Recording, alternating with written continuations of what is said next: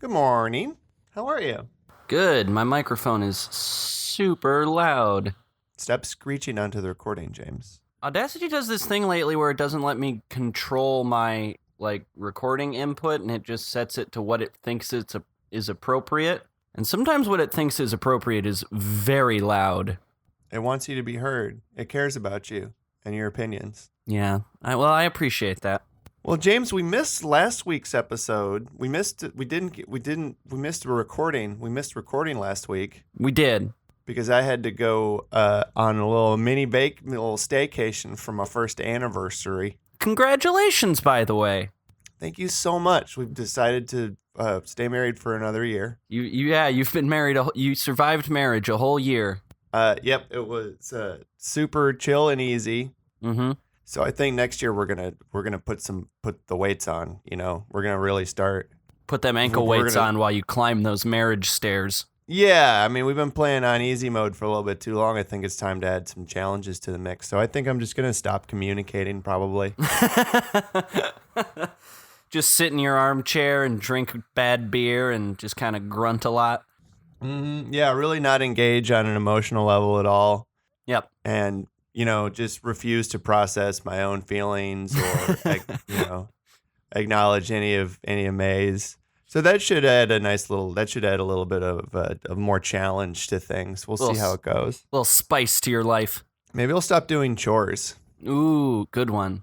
Mm-hmm. Yeah. Unless I'm asked specifically to do things by May, and then I'll make a big huff about it and do it half-assed. Right. Just put dishes full of food into the dishwashing machine, not run it. Clean the floor with your sock. Yeah, no, I got it. I got the stain out. My dirty, stinky sock. No, I got the stain out. I just rubbed my sock on it. Okay, but now there's 3 more stains from your sock. They're all foot-shaped. What have you been stepping in? Well, you have to know everything about my life. Stop trying to control me. Well, the old ball and chain, am I right? Always making me put on clean socks. Well, James, you know what we've missed, though, unfortunately, in our absence? We missed a podcast. No, I know that, but what else in our absence did we miss? Labor Day? We missed our big fantasy football draft. The what? We missed our big fantasy football draft. We do one? The deadline's up on the big fantasy football. We didn't get to talk about all of our big picks that we picked this year for our fantasy football teams. Oh, darn it. James, did you get anybody good for yours? I got Legs Thompson. Ooh, now I've heard he's got legs. He does. He's got the biggest legs in the league, Phil. Yeah, running back then, I imagine. No, kicker. Oh, yep. Okay. Kicker's an important choice. You need one of those. Get all those kick points. Yeah, my fantasy team actually operates entirely on kicks. We We don't do any running plays, no passing plays. We don't even have a quarterback. It's just kicks. So typically, a fantasy football team is you're choosing real football players, and then you're just sort of following their stats and achievements and using it to generate points for your own self. You're making it sound as though you've assembled an actual team of folks. Yeah. Uh-huh. And that they're a soccer team. We fight fantasy characters. Is that not what everyone else is doing? So you've got a soccer team of fantasy characters. No, I have a team of football players who play American football against fantasy characters. But only by kicking. Yeah. Look, when you have a bunch of guys who can kick a 90-yard field goal, you roll with it. You know what I mean? You center your strategy around that. We're playing the Orcs next week. It's looking good for us. Yeah, I feel like the Orcs might rip your boy legs clean off. Nah, he's got strong legs. Oh, okay. Good. But does he have strong joints and ligaments, I guess, is more important question. Because you can rip a strong leg off if the joints and ligaments are not also strengthened. You know, he does, but he doesn't have nearly as strong ligaments as Ligaments McGee. Oh yeah. What was Legs' last name? Thompson. Oh, Legs Thompson and Ligaments McGee. And then of course there's old Kneecap Johnson. Yeah, just covered in them like a shields of armor, like chainmail. Yeah, Like kneecap chainmail. Yeah, he's actually just got 2 real big ones that like just jut out and guard him. Mm-hmm. He's our lineman. They're very effective at just pushing folks back. I thought you just had kickers. Yeah, we do. He pushes them back with kicks. Okay. Knee so kicks. he kicks them. Kicks them with his knees. Sure, and who knows where those are even. Get back! Oh, man, that's really exciting, James. Well, I'm a little scared for our matchup now. Your team sounds really good and strong. Yeah. I don't know if my boys can take them. Yeah. Old Thigh... I'm running out of last names. Old Thighs McCoy is going to pop your boys' heads like sparrow's eggs. Yeah, there's only so many last names. Yeah. Well, I didn't even... you sound like you put a lot of thought into your team. I just did the old auto draft. I just randomized mine. I cracked that pack open. Well, I did. The one I'm most excited about is I did get a holographic Tom Brady. Nice. Mm-hmm. Nice. So he's fighting type, obviously. He'll be real strong against ground types like the Browns. Yeah. Is it the MAGA hat edition? Yeah, it is. It's the rare foil holographic MAGA hat Tom Brady. Good. So it's worth a lot of money. It's problematic in a lot of ways. Mm-hmm. But also good at football. Not great at getting sacked without a helmet, though. That MAGA hat does not offer a lot of protection to the old dome. Yeah, lowers his defense a few points. Significantly, yep. Yep. Cut the Dolphins' defense. Cut them. Uh-huh. And thus ends our knowledge of football. Yeah, we ran out of stuff to say about football. Yep. Well, instead of talking about football, do you want to do a movie repair podcast? Yeah, let's do one. All right, terrific.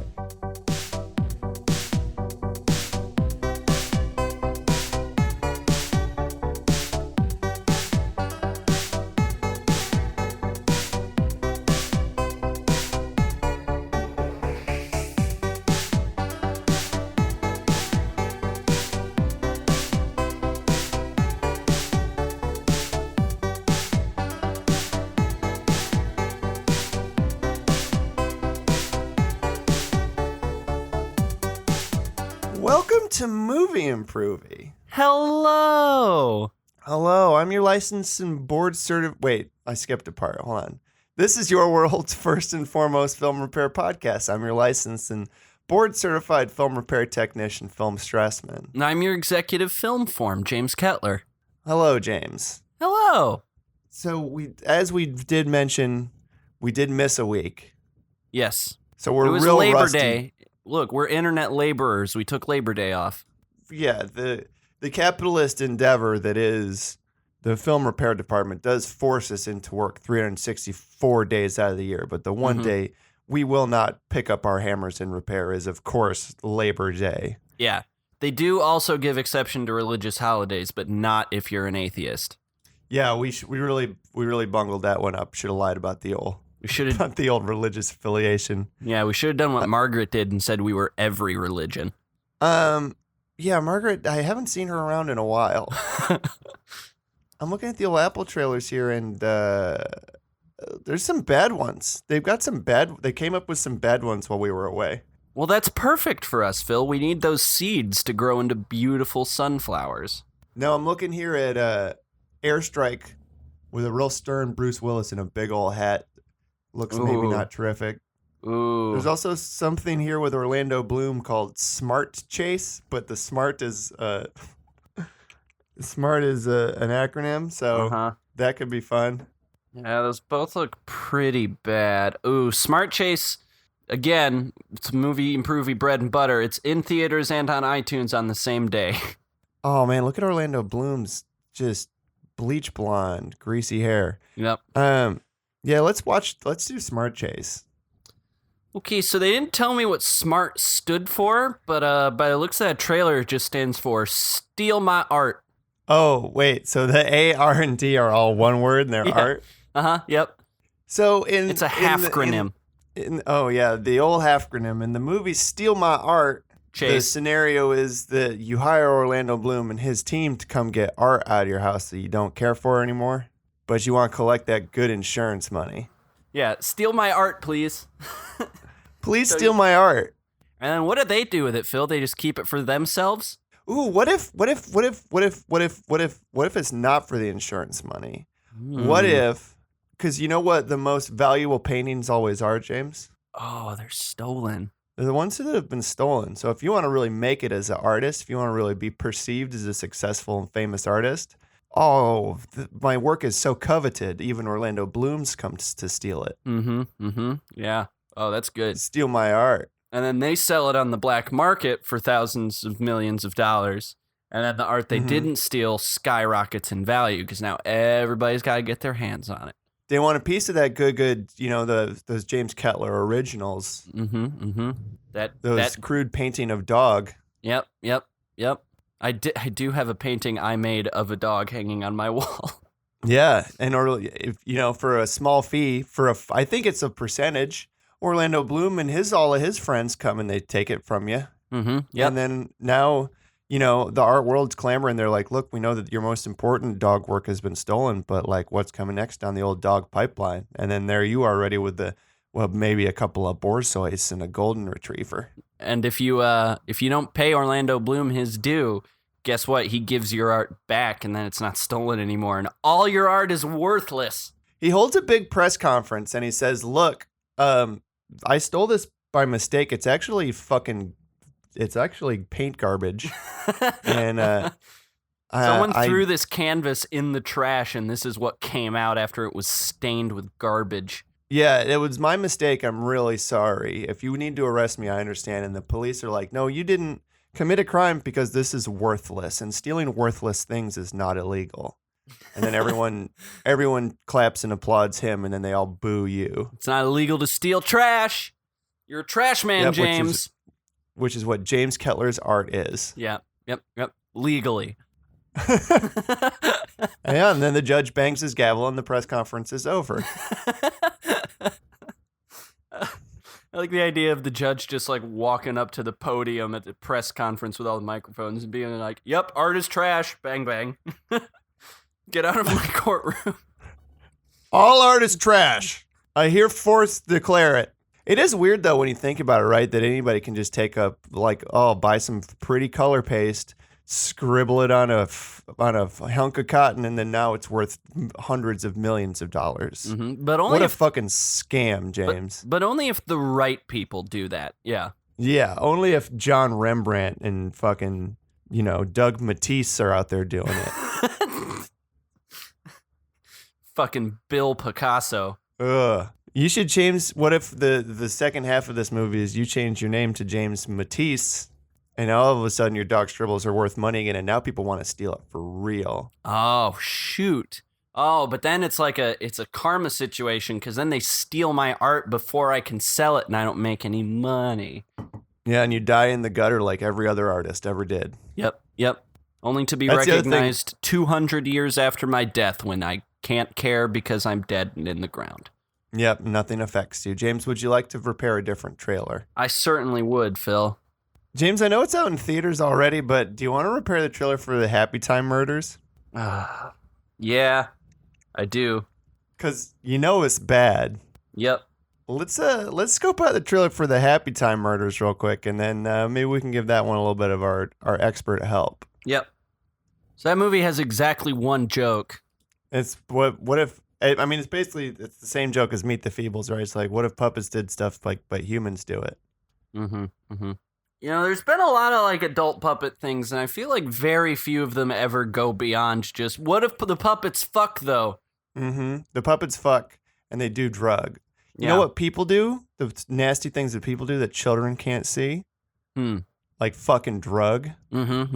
What if the puppet did that? What if a kid thing do it also as well? James, what if, though, let me throw this at you. What if there was a movie about puppets that was for children? Oh, I haven't seen one of those in a while. It's a novel idea. So it's like this movie. It's like the Happy Times movie or Meet the Feebles, where you've got all these sort of felt creations, these puppets that are controlled by humans but look cartoonish. And some of them look like monsters. Some of them kind of look like human people. And they maybe live in a human world and interact with human people. But instead of being disgusting fuck monsters full of drug party and murder, they just do pleasant things like learn about the alphabet and teach each other about acceptance and like how to clean your body and, like just nice, pleasant stuff for the children to learn good. Yeah, that's cute and good. I would also like to see a movie that stars puppets, but the central premise of the story is not built on the fact that they're puppets. Mm-hmm. So, maybe just like a nice Oscar baity drama about like a man struggling to reconcile over the death of his wife and children, but it's puppets. Mm-hmm. Mm-hmm. Mm-hmm. Yeah, and his wife and children are all puppets. Yeah, and everyone's puppets. It's all puppets. It's a puppet world. What if it's an existential kind of a horror thing where there's a human being and they wake up from a coma and everyone's puppets. They're all puppets. His family's puppets. His job is puppets. And he's like, you're all puppets. And they're like, whoa, buddy. Like, I'm self-employed. I'm not a puppet. You're a puppet. And like, no, you're a literal puppet. You're a felt man. Mm-hmm. You're made of felt. You're full of cotton. The guy's like, well, yeah. Duh, you fucking idiot. What are you saying? What are you full? You're full of shit. How about? When I went to sleep, there was a people world. What has happened? Why have you taken over? And then he cuts his puppet strings and his limbs don't work anymore. Do they have strings, or I thought they all just had hands up their butts? No, I mean, they do, but like they also have strings to like control their arms and legs. Oh, is it a Truman Show kind of a situation where the human man is raised in a world of puppets and he takes the puppets for granted? And then one day, he does see the strings. Maybe there's like a horrible accident on the job and the strings do get cut. And all of a sudden he sees the strings everywhere. He sees the strings controlling all of his friends and family. He sees the hands up the butts of his coworkers and the bus driver. And he realizes that he is in a fake world of felt people and puppets. Mm-hmm, mm-hmm. Hey, and then he goes on a rampage. How come sometimes I either don't see your legs, or when I do see your legs, you're always just like an inch or two off the ground and you just kind of jangle around? Yeah, how do the physics of that work? I've never thought of it before. And meanwhile, there's a voice in like the puppet's earpiece that's like, put him to sleep. He knows too much. Put him to sleep. And Puppet's head just turns back like too far and knockout gas sprays out of his mouth.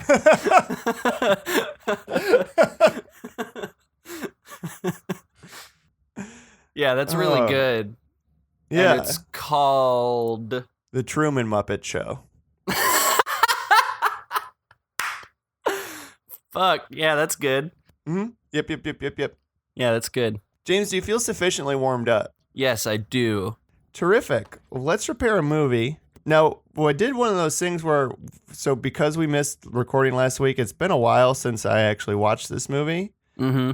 And so some of my notes are a little inscrutable to me and may require a little bit of interpretation. Sure. Because I don't remember what they are or why I wrote them down. Yep. Phil, I'm also going to be upfront with you. I don't have a ton of ideas because I kind of really enjoyed this movie. Did you really?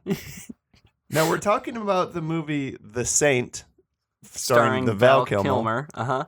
I said Val Kilmer. Val Kilmer. Yeah, Phil, I really enjoyed my 2 hours of Val Kilmer wearing bad wigs and pretending he's Spanish while flipping his hair. This movie's a hot pile of garbage. I did really love it when I was a young person. I read the novelization of it a couple of times. What? Yeah. Yep. Yes. I really loved this movie. But watching it as an adult, my main thought I was struck by is just, wow, you can just write anything down and they'll shoot it. Yep. Those folks in Hollywood, they'll just make any old thing. Yeah, they will. Phil, I have also seen this movie before. Mm-hmm. I don't remember how or why, but I knew I had seen it and loved it, and I knew I was going to love it again. I was not aware that the Saint is a character who dates back to like the 1920s and has been around forever. As just a saint named Master of Disguise. Yeah. Well, a saint named Simon Templar. He's from a book series from the 1920s. He was a TV show in the 1960s with Roger Moore. He was a radio series in the 1940s starring Vincent Price. Like, dude's been around. Yeah, it's interesting that this movie was the first adaptation of that work bad enough to murder it dead forever, because no one ever done it again. Nope. How do you do a radio drama about a guy whose whole deal is he's in disguise? You just have a narrator being like, and then Simon Templar put a fucking coat on and a fake mustache. and a really long wig, another really long hair wig. And now listen as his voice is a little different. Now listen to all his range of accents. Yeah, we've never made a radio show before, but maybe that's how we repair this one. Okay. Turn into a radio suitable drama. for our format. Yeah, you know what? Like, they used to have silent films, right? Well, you know what no one's ever tried is a loud film without... What's the word for silent but for looking at things? Invisible? No. An invisible film. How can a thing that you look... What's the eyes word for silent? I think it would be invisible. Okay, it's our... Non-visible? No, it's invisible. Okay, so it's the first invisible film, so it's just a radio drama you played in a movie theater. Fill up all the seats, you know, get them your popcorn and your Coca-Colas, and then everyone sits in front of a dark screen for 2 hours listening to people talk about the disguises that they're putting on. No, I don't think the theater's dark. I kind of like the idea that, like, there's still a projector and it still runs. There's just nothing on the film. There's nothing on there. Every once in a while you see a little cigarette burn, got to switch over to the next reel. Yeah, just little bits of dust on the screen and stuff, but no actual, like, moving pictures. Until the credits roll. I think there's opening credits and closing credits. And nothing in between. Nothing in between. And maybe even a post-credit stinger that's also just nothing. Yeah. And, you know, meanwhile, everyone's sitting with rapt attention as someone in their ears is like, and then he totally kicks the guy off of a building. This is what that sounds like. Oh. Yeah. It's also really bad, and it's just us doing all the Foley work. Oh, and then the saint did totally punch like 3 guys. Ow. Oof. Ah. Yeah. No, I think we've sort of transcended all of our previous works here today. We've created a new medium, James. Mm-hmm. Yeah. It's the invisible film. Yeah. So that's a good idea. Can I give you my worst idea? Yes. Can you give me the Give 'em Your Worst First theme song? Sometimes an idea is bad, and sometimes you gotta give it to people. So if you've got a bad idea, and if you gotta give it to people, Yeah. make sure that you give them your bad idea first. That's the theme song for Give 'em Your Bad Idea First. Give them your worst first. There we go. That also plays during the opening credits of the invisible film. Yep. Also, there's no recording. It's just us in the theater with a microphone. Come back and see us again. It'll probably be totally different. We don't have a script. So this is one of those ideas that I wrote down a title a week and a half ago when I watched this movie, and I'm not super sure what it meant, but I'm going to do my best to interpret it. So I just wrote down The Dummy. Okay. And I don't remember how it relates to the movie, but I think my idea was how this movie's about a super thief who's a master of disguise. Yeah. And that's his special skill. And that's maybe a special skill we've seen in other movies before. What about a spy or a super thief whose skill instead was ventriloquism? Okay. So. And also disguise. And everywhere they go, they disguise themselves and their dummy. No, I like the idea that it's just the dummy. It's like that Batman villain who's like an evil ventriloquist dummy, and the guy is just kind of there. And so like no one ever noticed. I mean, people notice the guy, but like he's always just plain clothes. And it's just the dummy who's like dressed in a tux drinking martinis, and everyone talks to the dummy, and all the ladies have sex with the dummy, and the guy just has to be there for it. Yeah, so in your interpretation of this, the guy is just there controlling the dummy, and the dummy's got the long-haired wig on and the Spanish accent on the aeroplane. Yeah, playing with his many rings. Yes. But also, I don't think the guy is that good a ventriloquist, so you can totally see him, like, talking out of the corner of his mouth the whole time. But everyone in the movie is wicked convinced. Yep. That actually, they do have another similar idea along those same lines with regard to people being wicked convinced by the bad ventriloquism. and it's like a master of terrible disguise, which is kind of just this movie because his disguises are not very good. Bad. Yep. They're really bad. Yep. But I feel like we could just lean into that and make them like Halloween, like fucking Party City ass bad. Mm-hmm. Oh yeah, I read on Wikipedia that like one of the ways this movie differs from the source material is that in the source material, his disguises are like fairly rudimentary. Like, you know that scene in the Robert Downey Jr. Sherlock Holmes where Sherlock like walks through the streets and just like takes a hat off a homeless person and like puts a turnip on his nose or whatever, and that's him disguised. That's traditionally what it is. And the Wikipedia article says like they're not as high tech and advanced as they were in this film, and I'm like, it's literally just a wig, my dude. yeah. Yeah, no, I like that. It's I made a disguise. I don't have any equipment. These are just some stuff I found. Hello, it's me, Watermelon Man. I've got a watermelon for a head. It's a medical condition. Please don't stare at it. Can I see all of your nuclear secrets? Ooh, I've got to sneak into this casino and locate the mob boss. I'm the headless horseman. Get me a jack-o'-lantern. Ooh. I'll get you, Ichabod Crane. I bet 20 on black. Did it land on black? I can't see it. I don't have a head. Bouncing off that idea, I had an idea for a spy who just cannot be disguised. Oh. Someone who's just so distinct looking, like, and bad at acting and accents that no matter what disguise or wig or whatever you put on them, it's just very obvious it's always them. And to me, the obvious Andre choice... the Giant. Close. I was gonna say Schwarzenegger. Oh, yeah, that works too. So yeah, it is just Arnie with like a long wig on and a bunch of rings being like, I am Spanish man on this plane. Why is it the one costume that we fixated on? Because it's the worst one and it's really funny. Oh, I mean, is it worse or funnier than when he also just put a long wig on, but he was the reclining art appreciator? Yes. Good. Oh, hello. Yes, I'm not here to seduce you. I'm just tossing my long hair around and looking at this statue.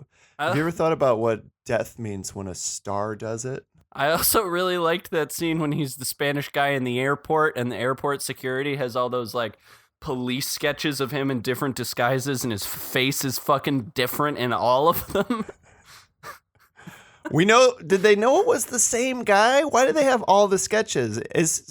They just think it's a network of dudes. Yeah. There's a crime ring of weirdly similar looking dudes operating within our city. All with very distinct facial hair and long and different colored hair with different styles. Dang it. If only we could pinpoint the ringleader. I think it's going to be the guy with the best mustache. Yeah. Oh, man. What else? I've got, can I give you my worst idea? Yeah, give me your worst. So Val Kilmer, he was Batman. Mm-hmm. So what if Batman was a spy? Okay, so he is already the world's greatest detective. Yeah, but he's not a detective, Phil. He's a spy. No, I know. And he does dress in disguises, but he always has the Batman costume on. Yeah, so he shows up on he bat swings onto the scene, or he drives in his Batmobile. Mm-hmm. And he gets up out of the Batmobile, and his big long cape is swinging behind him, and his cowl is on, but he's got a fake mustache on over it. Yeah, and he's like, "Hello, I'm Dan Johnson." Hello, I'm Pat Man. Oh, hi, Pat. What can I do for you? He doesn't have batarangs anymore. They're just like they're just guy rangs. There's rangs shaped like a dude with a mustache. Yeah, all of his bat accoutrements also have fake mustaches. Just one across the grill of the Batmobile. Yeah, big old lift style mustache. Mm-hmm, and people are always trying to get into the back of the Batmobile because they do think that he is their Lyft driver. It's really bad luck. Then you see another like a Honda Civic with a mustache on it pull up, and there's a guy in a bat cowl with a mustache on who is their Lyft driver. No, it's just a regular guy with a mustache, but all the mob guys are like, "That's the man who robbed us! Get him!" And they shoot him to death. Aw, poor Lyft driver. Yeah. He doesn't even have hair that's maybe like shaped like bat ears. No, he's bald. Oh, okay. It's just the one distinguishing feature they held on to was guy with mustache on stuff. And I like the idea of the police investigating the scene after Patman kills all of the bad guys, and they've got a batarang with a mustache on it, and they're investigating. They're being like, "Who could this be? There's a new vigilante on the scene." Batman shows up, and they're like, "Batman, thank God you're here." Thank God you're here. Someone else is using tools very similar to yours, but also subtly different. Yeah, it's really Batman just got sick of his no-kill rule, and this is how he murders people. Yeah, I'll help you catch. Based on these batarangs, I bet his name is Patman. Wait, did you say batarangs? No, I said patarangs. He's Patman. I said batarangs. Keep up. I'm getting clues from evidence. Gordon, you fucking idiot. You moron. This guy's clearly very smart and handsome. It's gonna be tough to catch. You know, Batman, it seems strange that this guy also uses bat-shaped razor things. Yeah, well, it seems strange that you have a mustache, Gordon, so maybe I suspect you. That's a good point. I don't know where I was last Thursday. I'm going to get out my bat notebook and I'm going to write down suspects, and then I'm going to write number 1, and the next one I'm going to write fucking Gordon. Also, it doesn't look like a bat, idiot. When have you ever seen a bat with a mustache? Well, you have one on right now. What? No, I don't. I sneezed. It was a sneeze. It was snot from my sneeze. That's gross. Wipe your face, Batman. Who raised you? Nobody. My parents were killed. Oh, right. Wait, I don't think I knew that about you.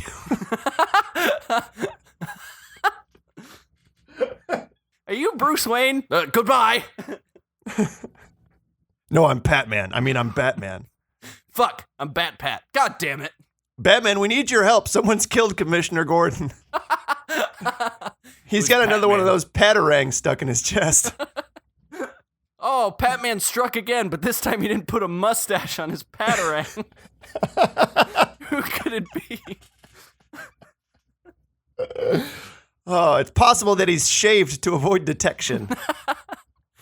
We've drawn up a police sketch of what that would look like. So James, this movie's called The Saint, and they talk about saints a lot in it, but you know what's weird if you pay it really close attention? What? There's no actual saints in there. Uh-huh. So, what about some actual saints? Give them a movie. Is it their origin story? So the movie just ends with all of them, like, martyring themselves and being murdered horribly? Or is it post that and they're already saints? Both. Oh, okay. We do a shared universe. And so all of the solo story movie entries end with the star of the movie being Grizzly. Grizzly kind of sounds like it should already be an adverb, huh? Yeah, I'm trying to decide if it is or not. Being murdered in horrible and grisly ways. And then, it's kind of like at the end of Infinity War, everyone's like, well, how's Spider-Man get another movie? He dead. Can't have another Spider-Man movie. Spider-Man's literally dead in real life. Mm-hmm. Yep. They're like, all these saints are dead. What you said you were going to have a shared universe, and then you just chopped the heads off and fed to dragons all of your stars. But then, guess what? Here they all are with halos around their head, and now they're back together, and they're ready to fucking steal that painting. We're back on paint theft? Because it's called Ocean's Saint. Oh. Well, this movie, the Saint is a thief. That's what the Saint is about. He's a saint who is a stealer man. Mm-hmm, so all of these other saints, once they've been done getting eaten by Roman lions for their unshakable Christian faith, do the only thing that makes sense to them, which is get together and do a heist. And they steal the Sistine Chapel. They steal the whole Sistine Chapel, and then they bring it up into their kingdom in the clouds, and they live in it. Mm-hmm. God was like, I don't want to have to go down there to look at art of me. Go bring it up back here. Bring the art. I'm God. I like to look at... There's no mirrors in heaven. I can't see what I look like. I'd like to look at all the paintings people have done of me. Please bring them up here so I can know if my hair looks good. That doesn't make any sense. Fuck you. I'm God. Do it.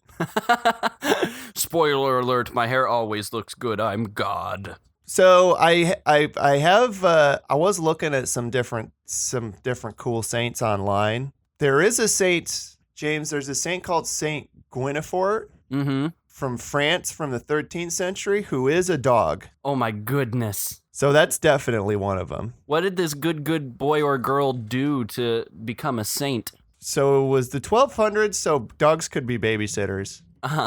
Yep, checks out. So a night left, he went to go do night stuff, and he was like, hey, pup, keep an eye on my baby, por favor. Please watch my baby while I go hunt, unicorns or what have you. Mm-hmm. And came back, and the baby was gone. Dog was covered in blood. So, of course, he just murdered his dog right then and there. Oh. Only to find the baby was totally chill, and there was a dead snake with the baby, and the dog had killed the snake and saved baby. What a fucker. Check for evidence, my dude. Don't just jump to conclusions. It was the 1200s. People didn't know about evidence. Okay, so off of this story that you've pitched me, I'm going to pitch you a totally different movie that I'm going to call, for right now, this is just a fill-in title, Reverse John Wick.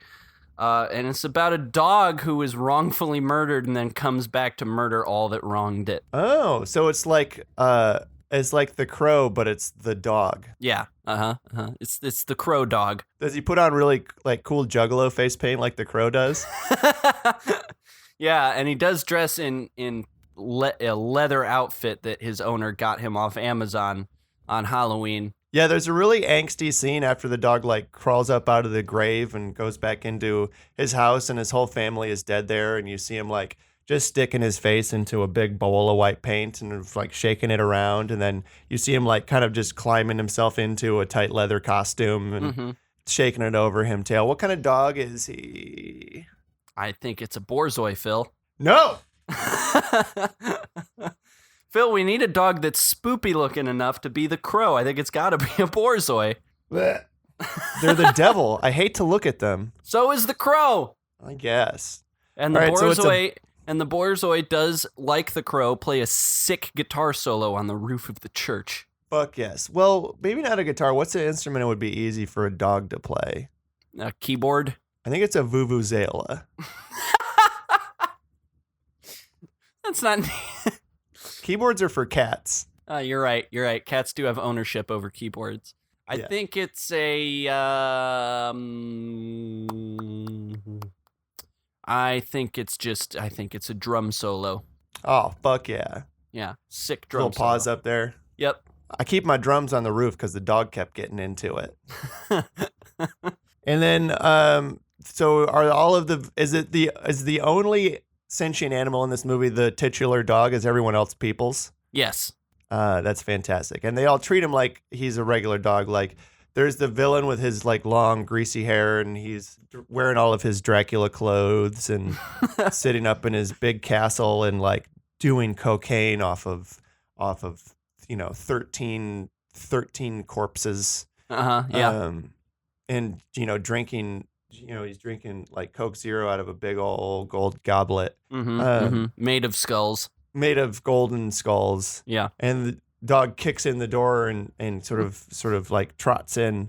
And the villain is it's you. I've heard from my men what you've been up to. I've been wondering when you were going to arrive. I had to see the face of the man who defied death himself, by which I mean me. I'm death. Get him. I think maybe it's also how, not to go back to the Batman, but you know how sometimes in Batman stuff, the mob boss will be talking to his boys on a radio and he'll be like, who is it? What's down there? And they're like, it's, ah! And then he doesn't find out what it is until Batman drops in behind him.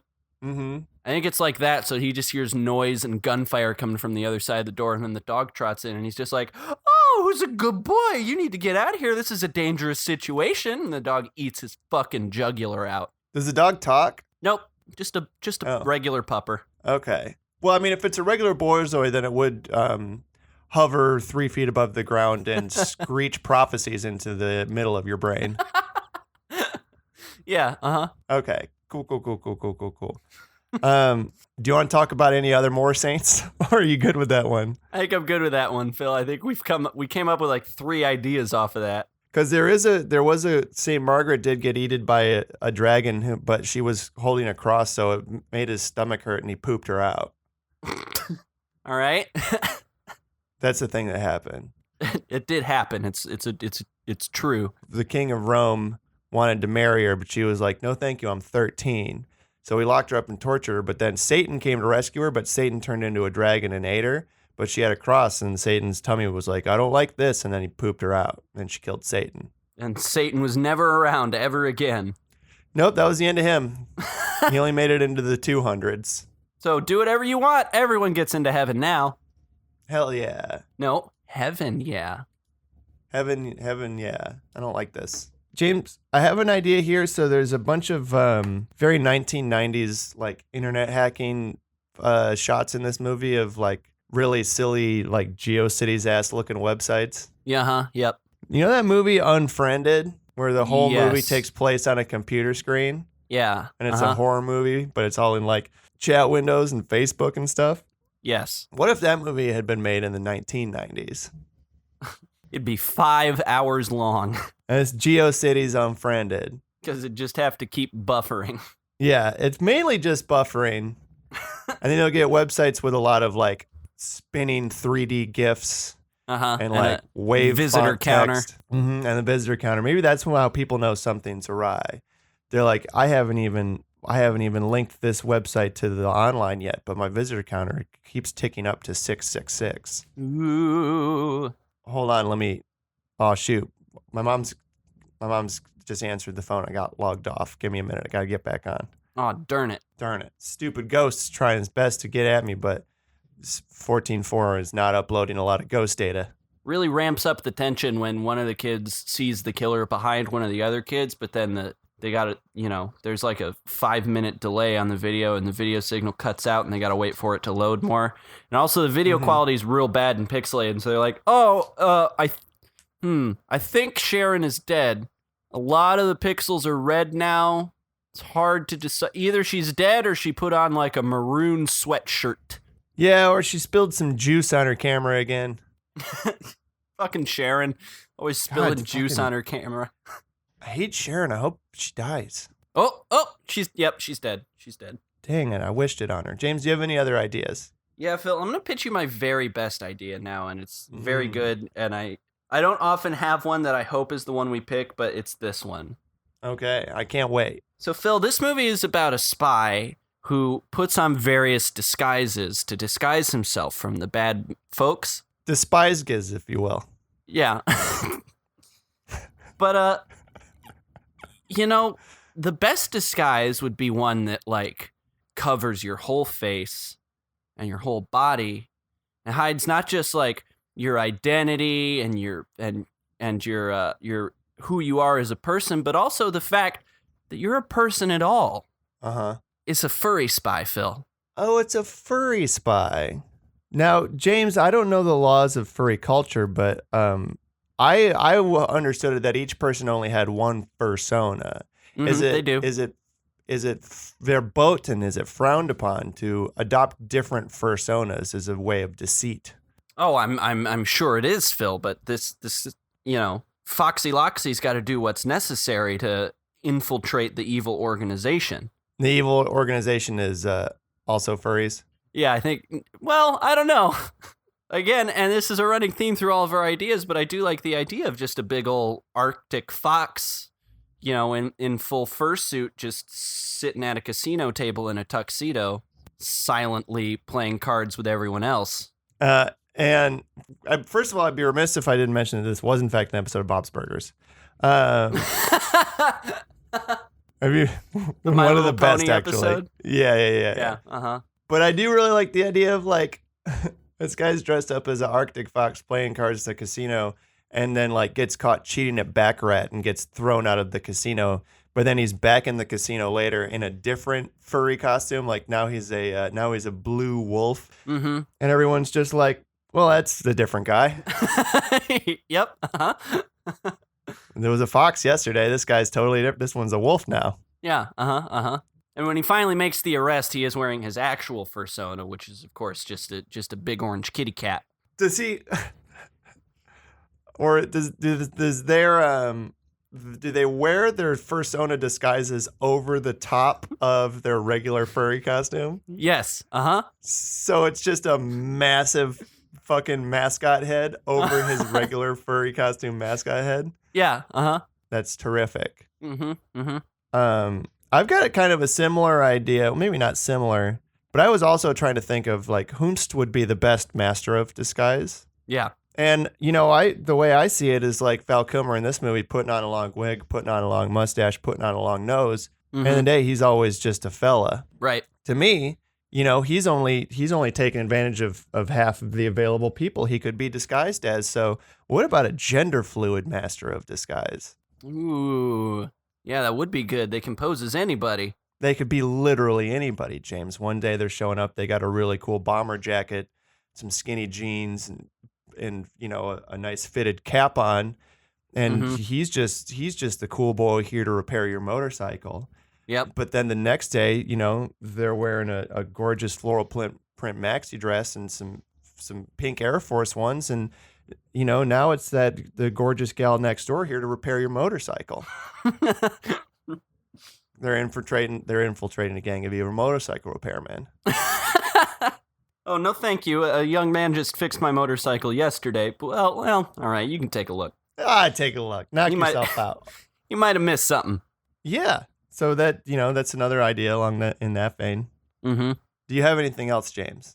I just have one. It's not as good as Furry Spy. But there's a scene in this movie where Val Kilmer dresses up like the bad guy and like talks to the bad guy. Mm-hmm. But anyway, my idea is called Bad Guy Spy. It's a spy who wins by like incapacitating the head of the organization and posing as them, and then just sabotaging their evil plans by acting like a dummy.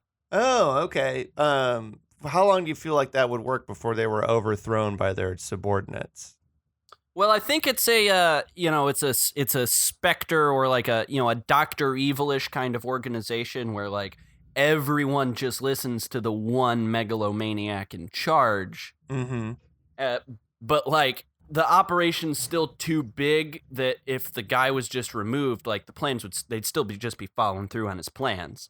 So the spy's got to come in there in disguise as him and just be like, change of plans, everyone. We're no longer gonna fucking bomb the White House. Now we're gonna take all those bombs and we're gonna aim them at ourselves and we're gonna hold ourselves for ransom. Who's gonna pay the ransom? The President of the United States.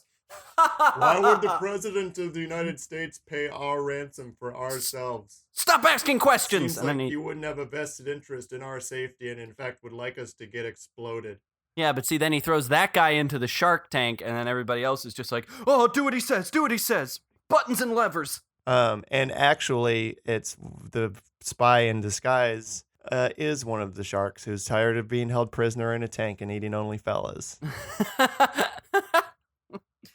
Been on this undercover detail too long. Got too many femurs stuck in my teeth. I want to go back to my family and eat fish like a regular boy. Well, I knew when the shark police gave me this assignment it was going to be hard, but I didn't know how hard it would be. Wait, so why is there a shark spy if the spy is also the head of the organization? No. The spy who becomes the head of the organization is a shark. So it's just because he gets tired of his shark assignment. So it's just a shark dressed like a man. Yeah, but he's real ruthless and he's a real ruthless killer. So when he was just a regular undercover shark, it was just kind of a classic undercover cop assignment where like he's not supposed to rock the boat, he's just supposed to observe. Yeah, which is a tough assignment for a shark because they're used to rocking boats. James. Yeah, uh-huh. Shake all those tasty meat treats out of the boat. Mm-hmm. They rock so many boats that you're gonna need a bigger one. Can I give you one last idea that I wrote down, but I don't remember how it relates to this movie at all? Yes. So I wrote down an idea here called Hero Lander. Okay. And it's sort of, that show Outlander about the lady who travels back in time to fuck hot boys? I didn't know that's what it was about, but yes. And then there's also a movie called Last Action Hero about a boy who travels into a movie to hang out with a superhero, like a movie hero. Yeah, uh-huh. So it's kind of like an opposite of a Purple Rose of Cairo situation. It's about a lady who travels into an action movie to fuck the hot action star and then go on adventures. Ooh, nice. Okay, Something about this movie triggered this idea, but I don't remember what it was. I like the idea that, okay, so this woman, obviously, she's very like, she's a woman who knows what she wants. So I like the idea that she like goes into a James Bond movie to fuck James Bond, and James Bond is trying to play his like smooth suave card, but she is so much fucking cooler than him. Like he falls in love with her, and then she ditches him as a one night stand, and then he's too just like brokenhearted and confused to be a spy anymore. Yeah, and everyone in the audience is just sort of like, what? Bond 27 is weird. Normally Bond sleep with lady and then lady is just gone. Yeah. Because once you've slept with a lady, they stop existing. Yeah. You've gotten what you needed from them. Bond slept with lady and lady is doing all the spy adventure, and it's just cut with these shots of James Bond like walking along a pier, like looking at rocks. No, I don't think the lady even goes on the spy adventure. I think she leaves and comes back to the real world to go fuck other action men, and she just leaves James Bond brokenhearted. Oh, so she uses her golden ticket to theater hop, as it were. Yeah, yeah, she fucks James Bond, she fuck Indiana Jones, she fuck whoever. Yeah. Hey, guess what? Ethan Hunt. No, I'm not going to finish that joke. Was that joke going to rhyme, Phil? I don't want to talk about it. James, what movie should we make today? I mean, you know which one my vote is for. Yeah, you really like that furry one, huh? I really want a furry spy. I'm going to be honest. I'm leaning towards the dog. That's my second choice. The dog, the crow one. I just had the image in my head of a furry in a tux with a gun, and it tickled me, but... No, it is very funny. I'm okay with the crow dog. As long as that dog is a Borzoi. No, we can do a Borzoi. I kind of want to do the dog movie. All right.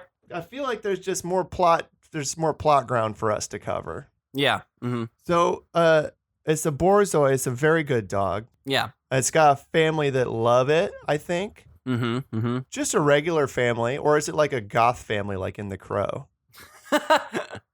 Yeah, I think it's both. I think it's a very like Leave It to Beaver goth family. Yeah, they just all love to wear their, black ripped up heavy metal t-shirts and their leather pants and their spiked collars and their corpse paint.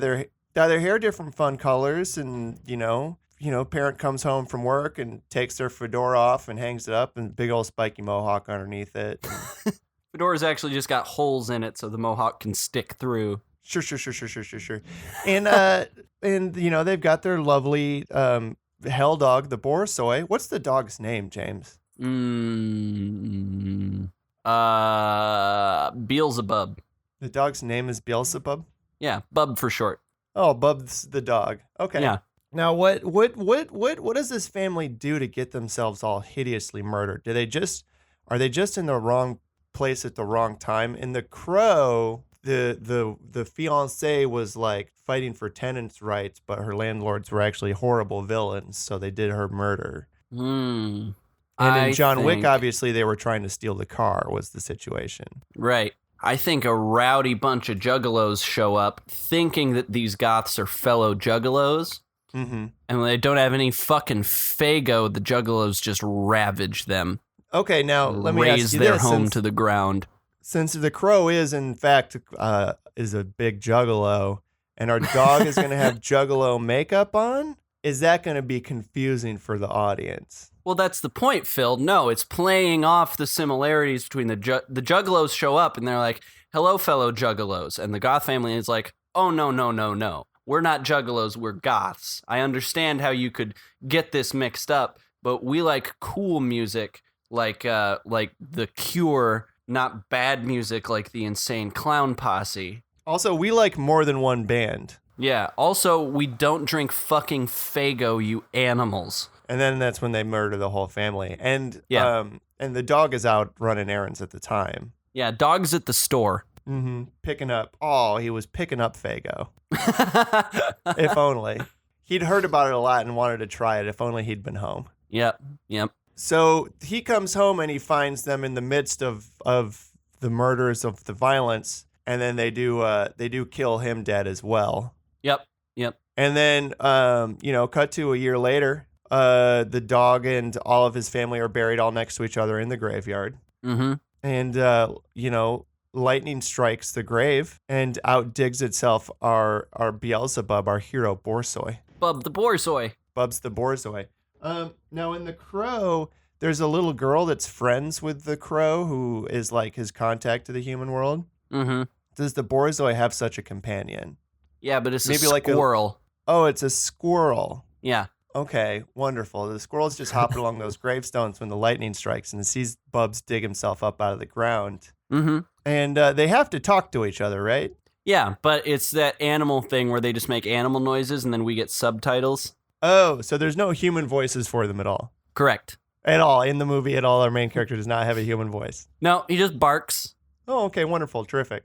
And so the squirrel helps him get his bearings and leads him back to his home where he sticks his face in Juggalo paint and slides into maybe you see him, maybe there's a montage. Maybe he didn't have his own leather outfit, but there's a montage of him ripping with his teeth pieces off of leather outfits from every member of his family and then with a needle in his mouth, sewing them together. Michelle Pfeiffer Catwoman style, yeah. yeah, exactly. But it's just a dog doing it with him mouth. Yep. He sews himself a big leather cool suit.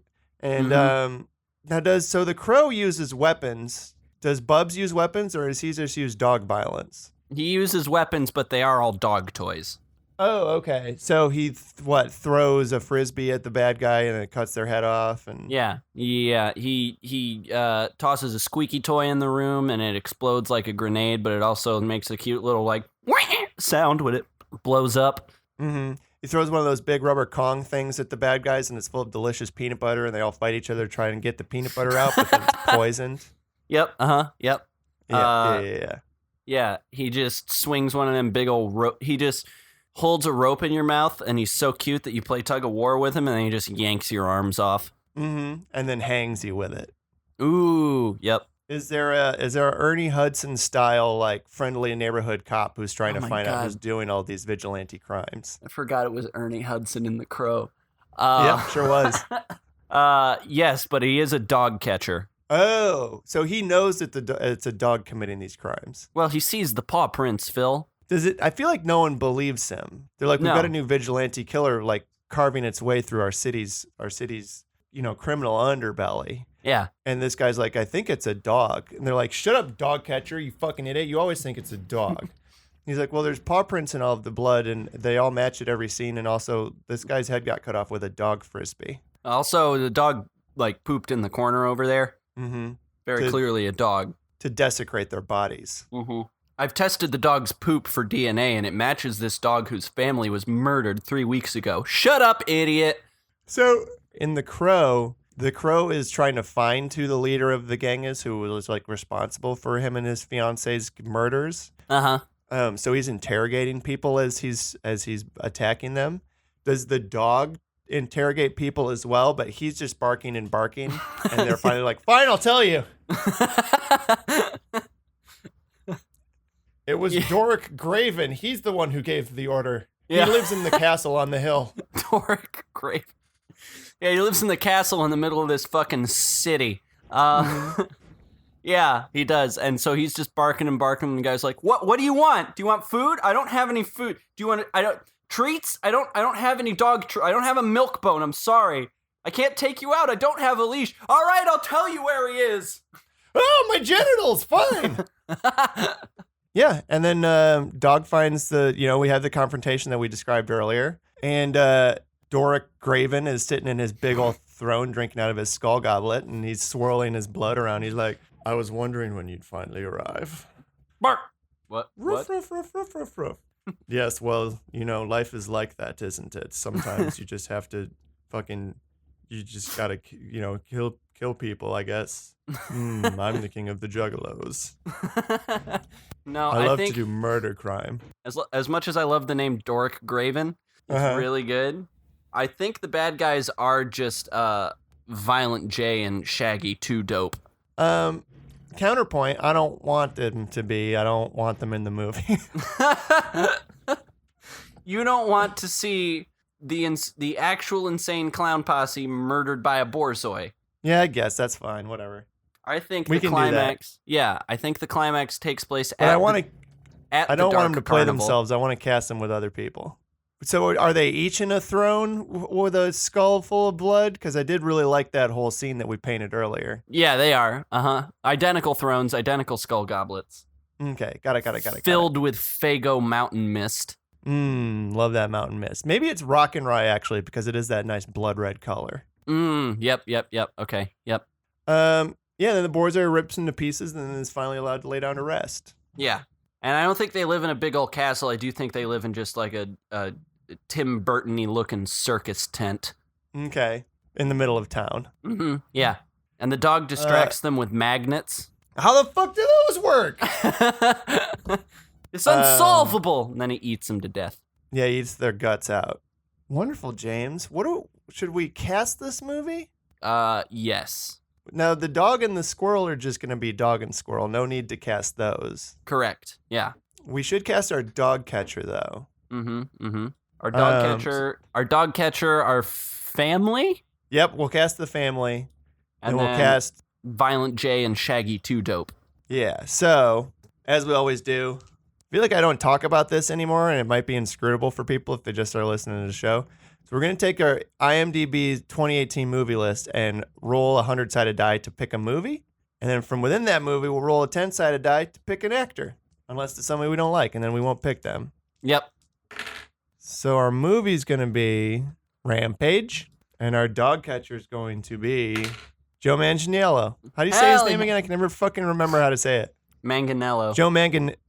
What? Manganiello. Joe Manganiello, the dog catcher. Hell yeah. Sexy dog catcher. Yes. I think What's his name, James? Bruce Turlington. Bruce Turlington, the dog catcher. Yep. Terrific. And of course, at the end, he does let the Borzoi go. Back to the fucking afterlife. Yep. All right, family. Parent one from the movie Spider-Man Into the Spider-Verse. It's going to be Haley Steinfeld. Ooh, okay. Just a young mother, just a young goth mother. Yep. Named, let's see if I can find a good goth name generator. Her name's Willow Deadmore. Ooh, okay.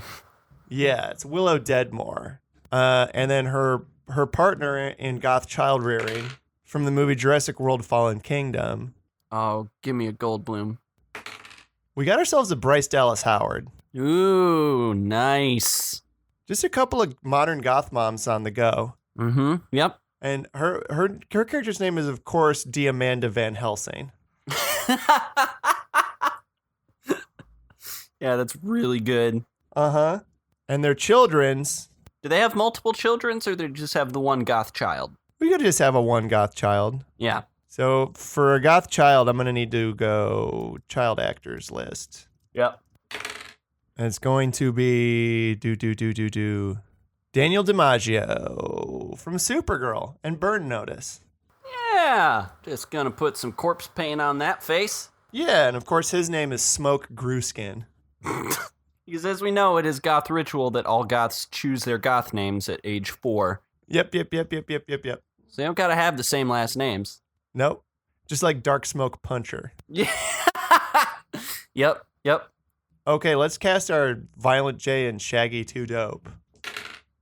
So Violent J's from the movie When We First Met. Oh, tell me it's going to be Adam Devine. It's going to be Robbie Amell.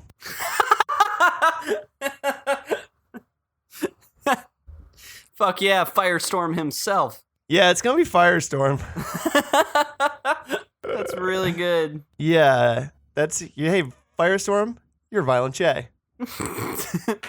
And from the movie Pacific Rim Uprising, our Shaggy 2 Dope is going to be played by Burn Gorman. Oh, delightful. Yeah, I feel like he'd play a really good Juggalo crime overlord. I'm not going to lie. I was kind of holding out for a Charlie Day, but Burn Gorman also good. Always love myself a Burn Gorman. Yep. Is there anybody else we need to cast up?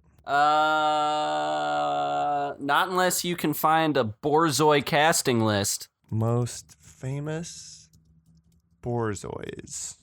No, so screw this, but we should come up with a name for this movie. And I don't think it should just be The Dog. So there are a bunch of Crow movies. You've got The Crow, you've got The Crow City of Angels, The Crow Stairway to Heaven, The Crow Salvation, and The Crow Wicked Prayer. Ooh. Now, I think much like some of those movies, I think we want to keep it in that same formulation of like bad rock song titles. Yep. So what if we named it The Crow and then maybe like an ICP song? Okay. Maybe like The Crow Miracles.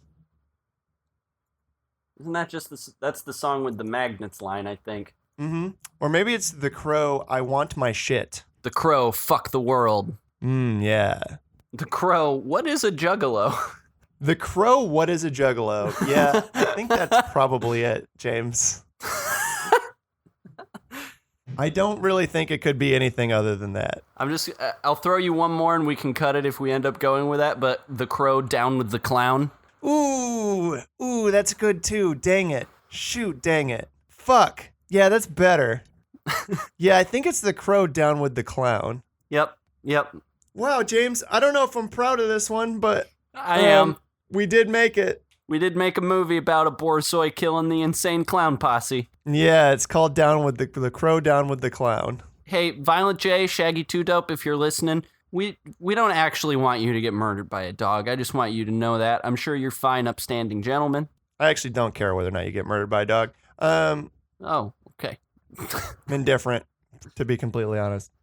Now, one more question before we wrap this up. To clarify that this movie is about a dog who is the crow, should it be the crow, dog, down with the clown? The crow, parentheses, dog, down with the clown. Yeah, I think that's what it's got to be. That really lets the audience know what they're in for. Yeah. Yep. Well, James, thank you. Thank you, Phil. You're welcome. Thank you for listening. Thank you to Cusick for the use of their song Dragonfly as our theme song. Unless we change our theme song after this episode to ICP's Down with the Clown. In which case, thank you to ICP for the use of your song Down with the Clown from the album Great Malenko. Yep. Thank you to every middle schooler who's ever drawn a scary clown on their notebook for inspiring the entire Juggalo aesthetic. And thank you to Juggalos for marching for their rights on Washington. Yeah. You're currently the country's like second biggest anti-fascist organization, Juggalos. So thanks for that. Yeah. Hey, like and subscribe our podcast if you want more Juggalo content. It's a Juggalo podcast now. Subscribe in iTunes and Stitcher and Spotify, everywhere, every week. Most of the time, into your inbox. Here we come, Juggalo Talk. That's what it's called now. Juggalo Talk, the film repair Juggalo. We're going to change our name to the podcast formerly known as Movie Improvie, and our name is just going to be that little symbol of the guy with the meat cleaver. Yeah, the Hatchet Man. Yep. That's us. Even though he's definitely holding a meat cleaver and not a hatchet. Hatchet Man. They're not, Juggalos aren't Juggalos because they're smart, James. That's a good point. Yeah, you follow me on Twitter at Phil Stress Me. You can follow James on Twitter, Doc Professor Man. You can follow Movie Improvie on Twitter at Movie Improvie. Or on Instagram at Movie_Improvie. And, if you or anyone in your life is a Juggalo and, you love to listen to that good rappy sounds, put on that face paint and, wear those Jinko jeans, the only thing I have to say to you is, maybe step it up. Maybe it's time to come on and step it up a little bit. Come on, step it up. Yeah, gotta go fast. Gotta go.